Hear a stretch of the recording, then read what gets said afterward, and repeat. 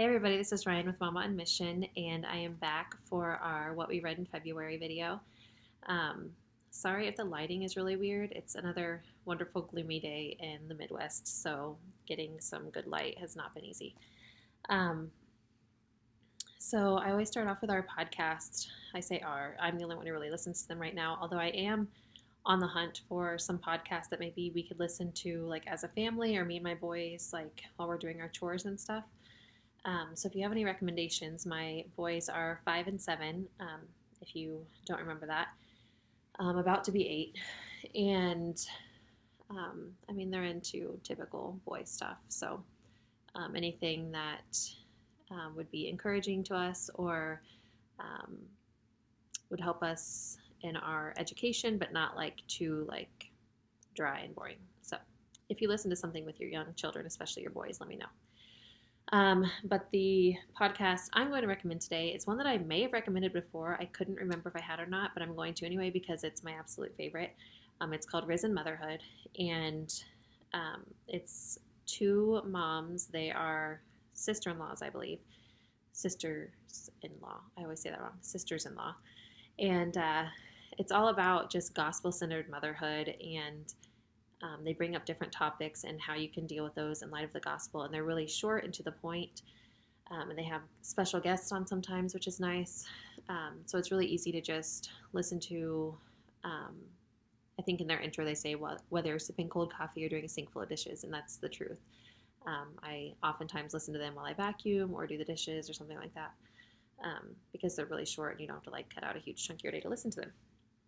So if you're a mom, which you probably are if you're watching this, I highly recommend it.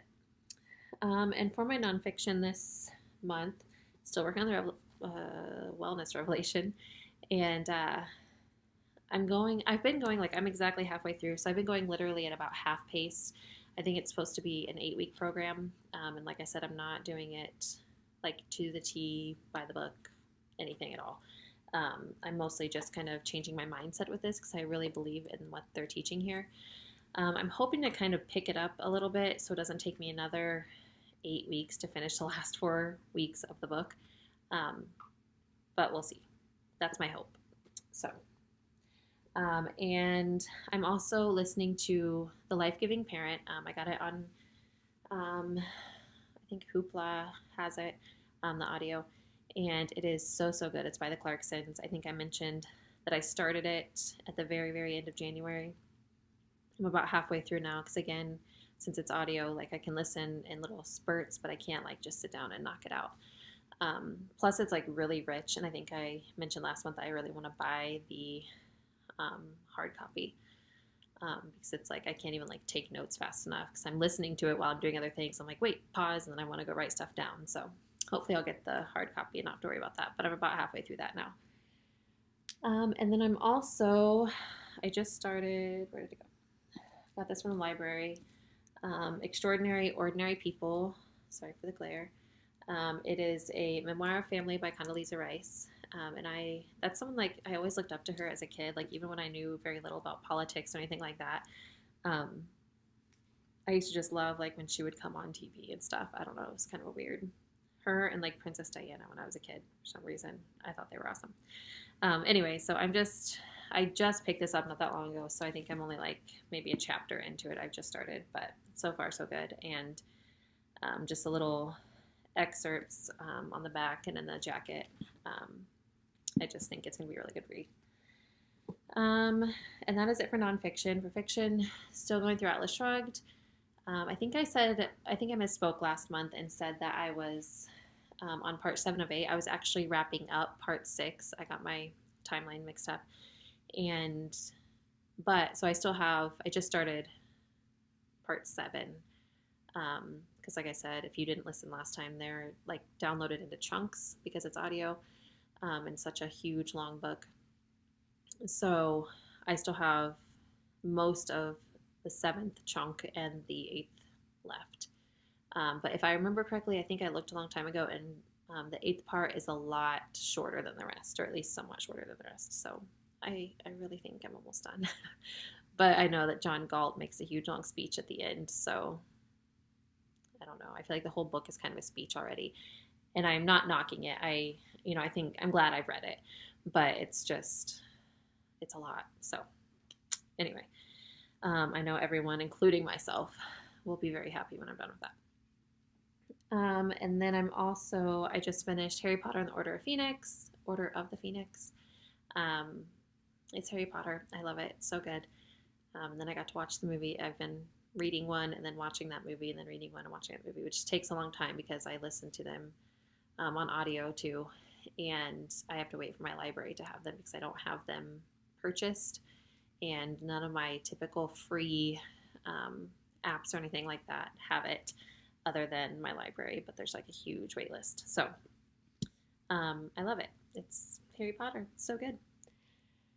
Um, and this is when things are like really, really turning dark. Like Goblet of Fire is kind of where it went from like kind of happy, adventuresome to like a little bit darker and adventuresome, and now it's getting to like the serious stuff now.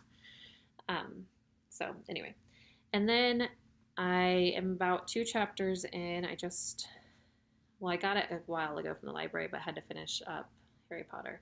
Um, but into Hamilton and Peggy, and I believe I shared this back in the fall. It was on my like intended to read books, but it just didn't happen. So I got it checked out again, and so far so good. Um, yeah, I can't really say much because I'm only 2 chapters in, but like it's definitely based in fact, but it is obviously there's lots of fictional liberties taken, so pretty good. Especially if you're into like the Hamilton Broadway stuff. Um, I drive my kids crazy listening to that soundtrack. Um, Now on to our read alouds. We finished up Mrs. Pigglewiggle, and it was a pretty good hit with my boys. It was just silly enough that they thought it was funny, and they loved seeing the different ways that she solved each of the. I mean, if you haven't read it, you don't know what I'm talking about. But if you have each of the ailments that the children had, um, i.e., not sharing or eating too slowly or um, like won't pick up your toys, stuff like that. And the last chapter was about 2 siblings that fought. And so, like, my boys, I had a little side eye from them during that one. The only thing I have to say about this book is it wasn't really like a typical story, like beginning, middle, end, the climax in the middle and then the resolution. It was more just like each chapter was a different ailment, and like the chapters they kind of stood alone. They didn't really like flow, which I don't think my boys picked up on that, but it's just something that was kind of annoying to me. But I mean, it was a cute little kids book. So, and then we just started the last day of February, My Side of the Mountain. I've never read this. It's a Newbery honor, and I'm really excited to introduce my boys to some of these like older classics about adventure and stuff that boys are made of. I feel like, but we're just a tiny bit in because, like I said, we started on the last day of February. But really good so far, and it's kept their interest too, which I like. Now on to my 7-year-old. I don't have any of these books with me other than one because they were all library books, and this one is too. We just haven't taken it back yet, but they've all been returned, so I'll just post pictures of them. First, he read Magic Tree House number 11, Lions Past Lunchtime. Really liked it. Then he read a Scooby-Doo chapter book, which I didn't even know was a thing, and he brought it to me at the library, so I was like, oh, okay. It was called like The Fried Zombie Farm or something. I don't know. I love classic Scooby-Doo cartoons, but some of this like newer stuff, I'm just like, nah. But he said it was pretty good, so I don't know. And then he read another Flat Stanley. It was Flat Stanley the Magic Lamp. He said he didn't quite like that one as much as the Mount Rushmore Calamity, I think it was. But it was still okay. And then he read a Superman chapter book. Superman, I have my list down here, sorry. And the Meteor of Doom. And then he read I Survived the Japanese Tsunami 2011. He's really digging these I Survived books. And I think they're, again, full of adventure, kind of that stuff that boys are into. So that is all we have for this month. Let me know what you're reading down below, and if you have any suggestions on podcasts that are good for the whole family, especially for little boys. And if you have any book suggestions for me, my 7-year-old, my 5-year-old is actually kind of reading independently now. He's a little more reluctant than his brother was to start reading, but he's doing it. So if you have any suggestions for any of us, read alouds or audiobooks or whatever, just let us know below, and I'll talk to you next time. Bye.